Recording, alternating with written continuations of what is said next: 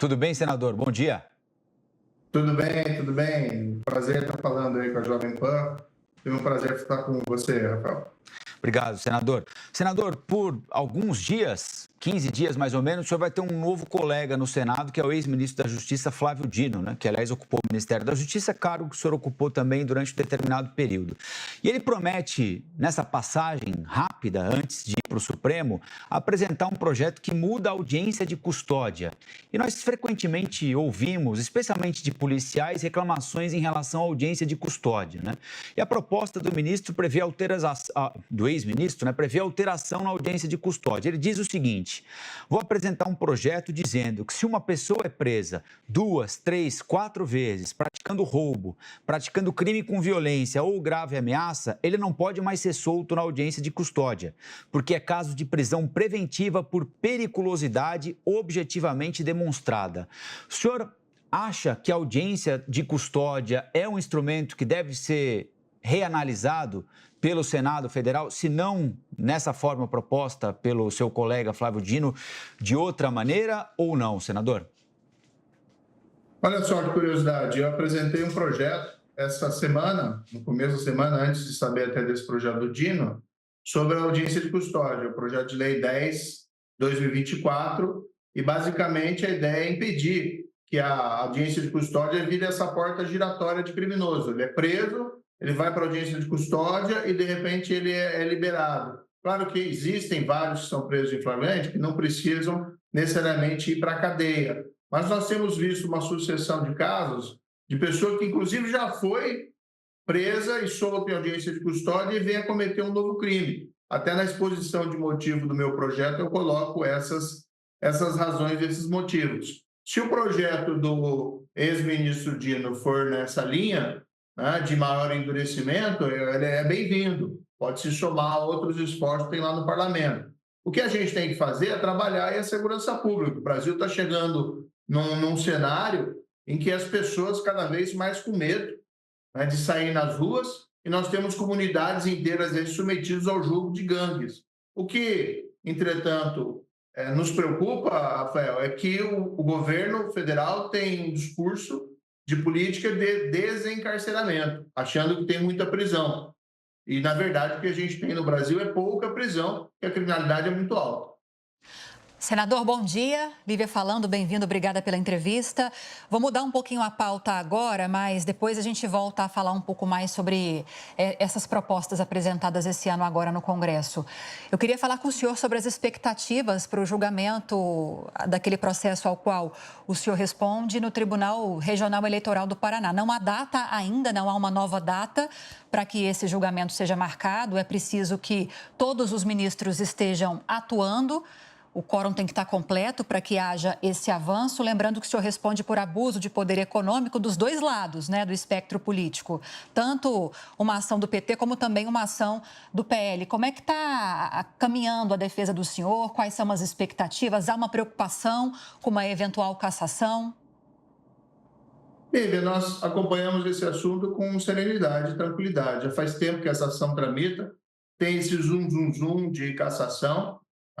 No primeiro semestre do ano passado já se dizia que eu seria cassado ali em agosto ou setembro, e a gente tem visto que isso não tem acontecido. Eu não faço prognóstico sobre o julgamento, porque eu acho que a gente tem que respeitar a justiça eleitoral, mas a gente está aguardando com serenidade. O que eu tenho presente é que existe aí uma perseguição política do PT, o próprio presidente da República falou que queria vingança, né? E utilizou até um palavrão quando se referiu a mim em uma entrevista do ano passado, e tem oportunistas aqui do Paraná, do PL, que acabaram se somando a esses esforços. Mas vamos esperar com serenidade o julgamento da Justiça Eleitoral. O que a gente tem presente, no entanto, que os fatos afirmados no processo não foram comprovados, porque até eles não existiram, não houve nenhum abuso de poder econômico. O que eles querem construir é uma teoria absurda, colocando gastos que ocorreram no período pré-campanha, na fase ainda que não era de campanha, e caracterizar esses gastos como abuso de poder econômico. Mas, por exemplo, gastos com segurança. Puxa, eu sou um senador ameaçado pelo PCC. Antes fui ministro da Justiça, fomos rigorosos contra o crime organizado. A gente precisava ter um aparato de segurança. Gasto com isso é necessário, não é abuso. E dois, isso não me trouxe nenhum voto.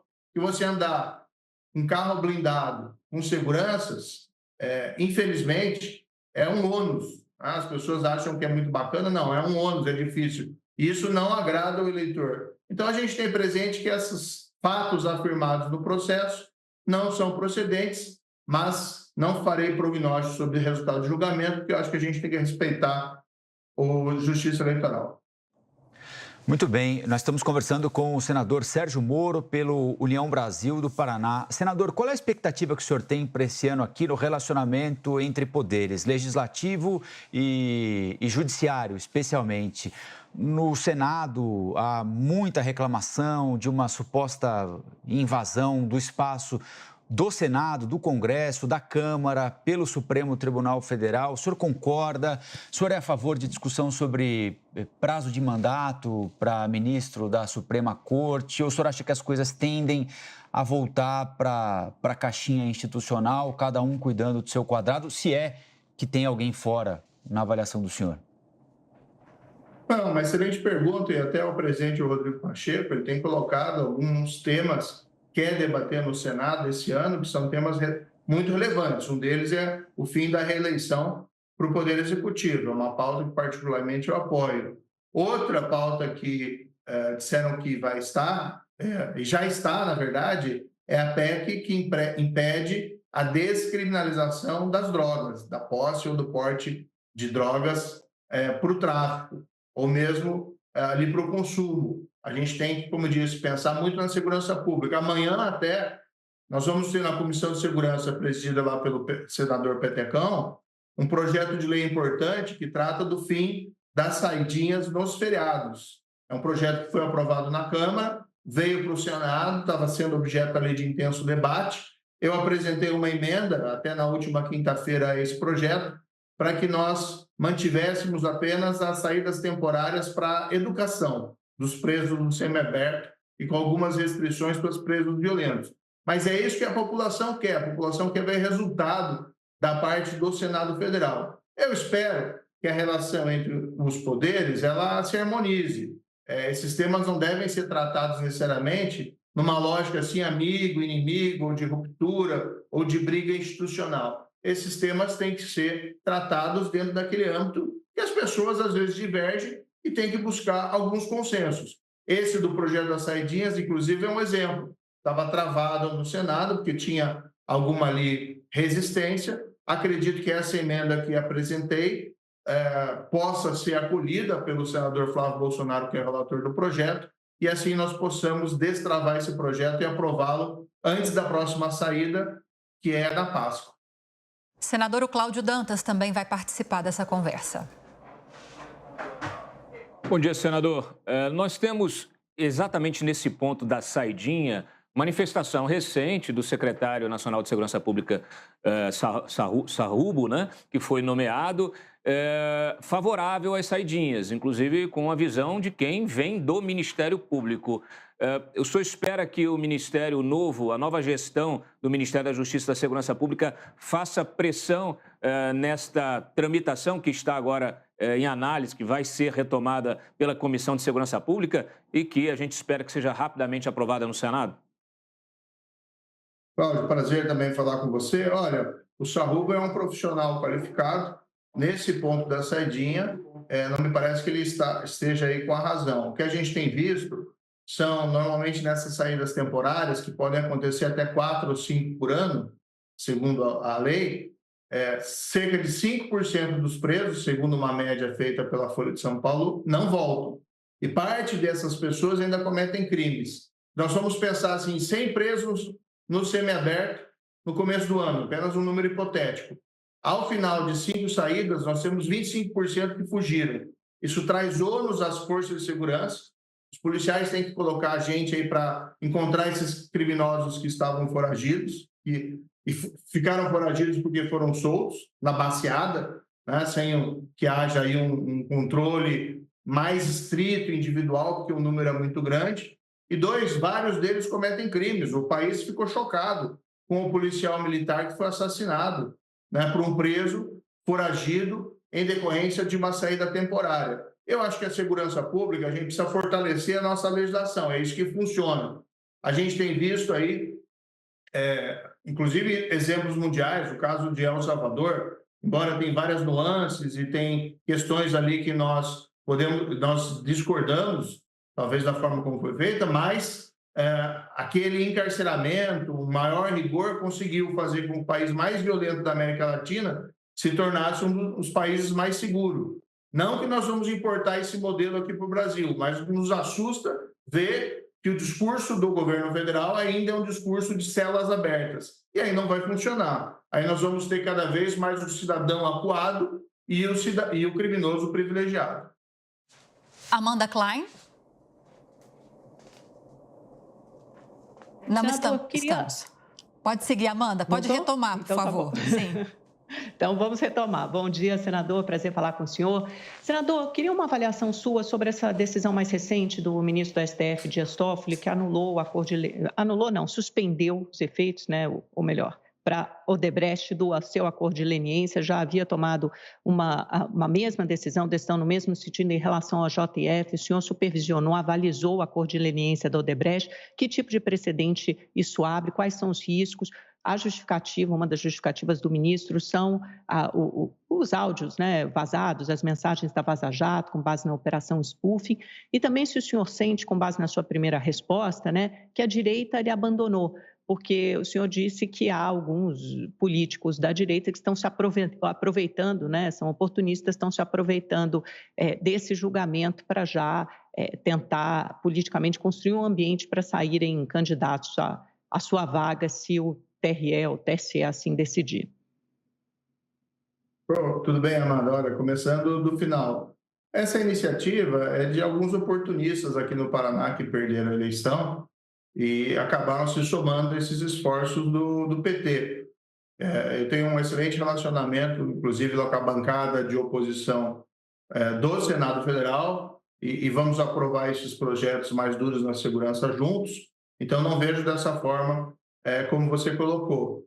Em relação à questão das decisões, vamos esperar para ver se vai ter um recurso e se isso vai ser reavaliado aí pelo Supremo Tribunal Federal, pela turma ou pelo plenário. Eu vi esse final de semana diversas manifestações, inclusive editoriais em jornais bastante duros, reclamando uma posição do plenário. O que eu tenho presente é a Operação Lava Jato botou criminosos na cadeia e conseguiu recuperar a maior quantidade de dinheiro roubado dos cofres públicos do país. Então, eu tenho um grande orgulho dela. Algumas dessas empresas fizeram esses acordos, ou seja, elas voluntariamente fizeram um acordo com as autoridades para assumir sua responsabilidade e pagar essas multas. Tem que o Supremo decidir se existe, de fato, uma razão aí que justifique a revisão desses acordos.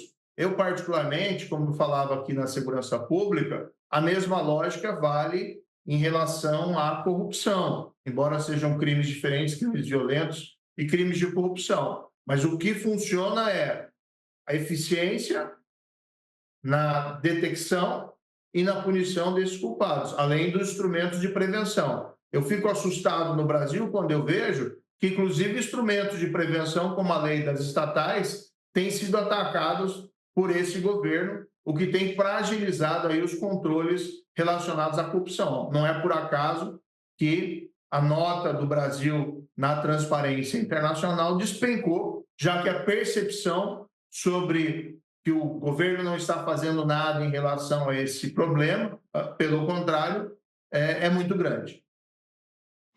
Agora, senador, o senhor atuou já no Judiciário. O senhor foi ministro da Justiça e Segurança Pública no governo do ex-presidente Jair Bolsonaro. Diante dessas experiências, eu queria ouvi-lo a respeito das expectativas para Flávio Dino no STF e do ex-ministro Ricardo Lewandowski, agora como ministro da Justiça e Segurança Pública também. Eu não quero entrar em muitas polêmicas, Lívia. Eu espero que, tendo eles sido nomeados, que façam um bom trabalho.